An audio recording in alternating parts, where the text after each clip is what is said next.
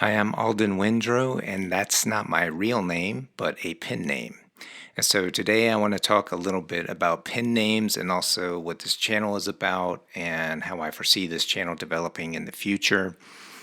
I've heard the advice that writers these days shouldn't use a pen name as something to hide behind, and I can understand that advice from a marketing perspective.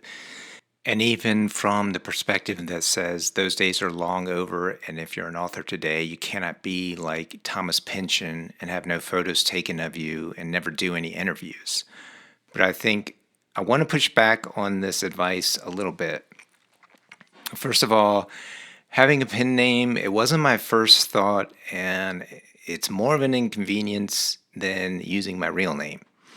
And the idea came only after I had finished writing my first novel. And I'll just say that my reasons for using a pen name are varied and do have something to do with privacy, which I think is a valid concern.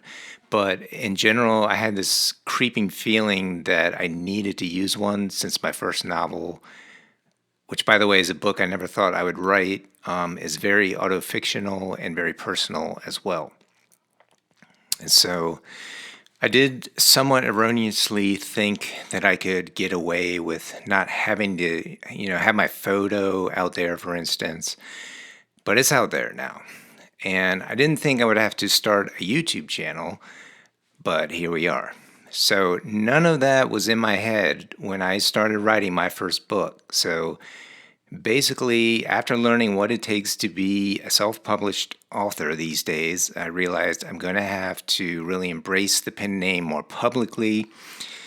But I'll also just mention by comparison that I've been a recording artist for, 15 years or so, and it never really mattered that I used my real name. I never became super famous or connected with anybody because I'm not the type of person who is quick to make friends with people. And I was in it for the music, not to befriend everybody and try to make buddies with people so that I could have some fans. And I've seen that happen way too often. But I value privacy. And just as a side note, most people can't pronounce my last name correctly anyway. So there's always that as a minor reason for a pen name. So the short of it is, it probably won't even matter in the long run or the short run, depending on how long I survive as an author and am able to keep writing. And so another part of the pushback for me has to do with how I basically don't trust people in general, and I don't trust our institutions or our government more specifically. It's been really disturbing to see how easily some famous and non famous people have been canceled, meaning their livelihoods have been destroyed simply for having the wrong political opinion. And that's going to be a consideration if you're going to be critiquing the government or writing politically. And don't be surprised if that happens in one of my future books. But I will also add that I've always tried to be more of a centrist politically, and I still believe that's more who I am, and it aligns more with a Buddhist perspective, the middle way, not the way of extremes and tribalism like we see happening today. And I'm not a particularly political person, anyways, but just putting that out there. Also, so I mentioned Thomas Pynchon. Yes, he used his real name, but he's basically been able to live as a recluse, not showing his face anywhere or being on social media, which I don't blame him, by the way, and I would do the same exact thing if I could. And I wonder if someone like him would do well today if they were just getting started with their writing. Would he use a pen name today simply because he's such a private person? Would he embrace social media and making public appearances and marketing his own work, or would he simply upload it into the Kindle graveyard, hoping that his writing was good enough, but only have maybe one person buy and read his book? Maybe he would be part of the 2% that manages to land a traditional publishing agent. Probably. I mean, his writing is definitely good enough, of course. But even today, traditional publishing is not like it used to be. The market is flooded now with so many books coming out every year, and it's only increasing, and it's not so easy to market in the society we live in with so many different things competing for our time and attention. I hear this argument that as writers or any type of artist, we're all supposed to be marketing geniuses and savvy business people now, but is that what's going to guarantee what some may call a quote literary renaissance? And credit to Ian from Right Conscious if he happens to see this video. And by the way, I do love his channel, it's very inspiring.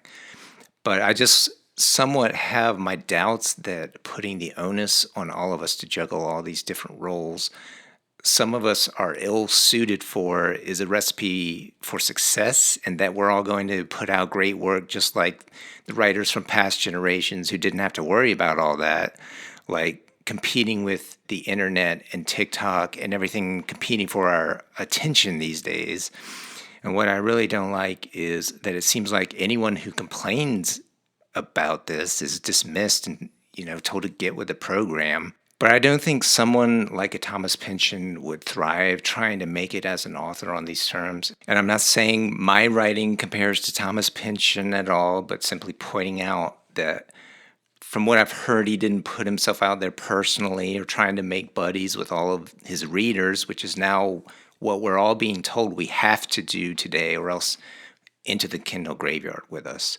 And to be honest, and this goes for both music and literature and other arts, I've never needed to befriend an artist personally in order to enjoy their music or enjoy their books. I couldn't care less about that. And the thing about music today is if you aren't ready to put on like a freak show and be out there on stage and put tons of effort and money into touring, then you can forget about it. Unless you have some connections in the music industry, no matter how good your music is, that alone will not guarantee that you will develop a fan base of any kind or earn any kind of monetary compensation for all your hard work. But anyways, back to the pen name thing. Here's some more pushback I have on those saying we shouldn't be using them. Even if you use your real name, it doesn't mean you're going to be any more transparent than you would by using a pen name. In fact, I would argue that using a pen name might encourage more transparency than you would by using your birth name. And that's actually a very real possibility. And using a pen name also doesn't necessarily have to change the level of engagement an author chooses to have. So this is just an idea that I'm having to get used to because I honestly didn't expect to have to embrace this name to the level where people would be calling me Alden and knowing me as Alden. But I'm fine with that. And if I don't say it later, it doesn't mean I'm a different person or that I'm putting on a different persona. That's not why I'm using a pen name. So if you hear someone saying that if you use a pen name, you're being fake somehow, or that you won't be able to write well or in an honest way, I would push back on that. And I understand people write things anonymously on social media so they can troll and not have any consequences. That's not the same thing as using a pen name. And in short, it could be thought of as just a brand name. Doesn't mean that person is now a completely different person or putting on a fake persona. So why did I start writing anyways? So after over a decade of being a songwriter and recording artist under my real name, I hit a point where I could not, due to circumstances, continue recording. And that's when I decided to write a book out of frustration, but also just to see if I could even do it. With music at an impasse, I needed a project to work on. I already knew I could write, but for most of my life, I could not answer the question of what to write about, nor could I think of any reason why anyone would want to read anything I wrote. And hitting that wall of frustration made me realize I had to at least try. And one book that influenced me to want to try and write something was John Fonte's Full of Life, which pulls from his personal life experiences. So I thought, wow, you can do that. As if I haven't read tons of other books, but maybe I thought maybe I should give it a try. And also the Buddhist monk Thich Nhat Hanh used to encourage people to write about their own lives. And I wanted to do that, but I knew I wasn't going to be able to pull that off in a way that was compelling, which is why I decided to fictionalize it. So the book, technically, it's a novel that pulls from many of my life experiences, and the reason I started writing from what I know, so to speak, is because at that time that was the only book I could write, and I was not going to write anything else. And now that that book is written, I can move on to writing about other things. So once the book was developed more and more as a work of autofiction, I started feeling like I needed a pen name, and I'm not that fond or comfortable, for example, sharing my work with my family members. I'd also looked at other writers from the past who used pen names to see why they used them, and I found I had some similar reasons. George Orwell, for example, used a pen name so that his family would not be embarrassed by the content of his first book, which was Down and Out in Paris and London. And of course, his dystopian novel 1984 is a favorite of mine. I've heard some people say things like, oh, don't worry, you can use your real name because no one's going to care. No one's going to read your book anyways. Well, I don't really see the wisdom in that perspective. If that's the case, then why bother writing at all? So I do want to emphasize here that while, yes, I do plan on sticking with the pen name, it doesn't mean I'm using it as a way to hide. Instead, I want to use it as a way to connect with people I otherwise wouldn't be connecting with. Another example of someone who initially used a pen name was Sylvia Plath for her book The Bell Jar, which I read after writing my first draft. And apparently, one reason she used the pen name Victoria Lucas was to protect the privacy of the people depicted in the book, which is also another pretty good reason to use a pen name. And I found many eerie similarities between her novel and what I had written for my first novel. So, for example, her primary doctor is named Dr. Gordon. In my book, the psychotherapist is named Dr. Golden. They're very different characters, though, of course. Anyways, I plan to do a separate video on the bell jar, so I won't go further into that here. But I am just noting that she wrote something highly autofictional and used a pen name. And that made sense at the time. It was only posthumously released under her real name. One question I have considered is whether or not having a pen name will matter in the long run. I don't really know whether it's the best decision I can make, but as far as me being a genuine person, I don't think there will be any difference. If my original identity is found out, I will simply have two different names that I go by. One for my regular use, which also happens to be the name I use to put out music, and the name that I use for my writing will be a separate name. But I can't emphasize enough that there's no real difference between those two people. It's simply a different brand name. And it wouldn't be like a gotcha moment for someone to discover my real name because I'm not well known as a recording artist anyways. It might be a cool connection to discover my music that way, but I'm not trying to actively promote my music through my pen name.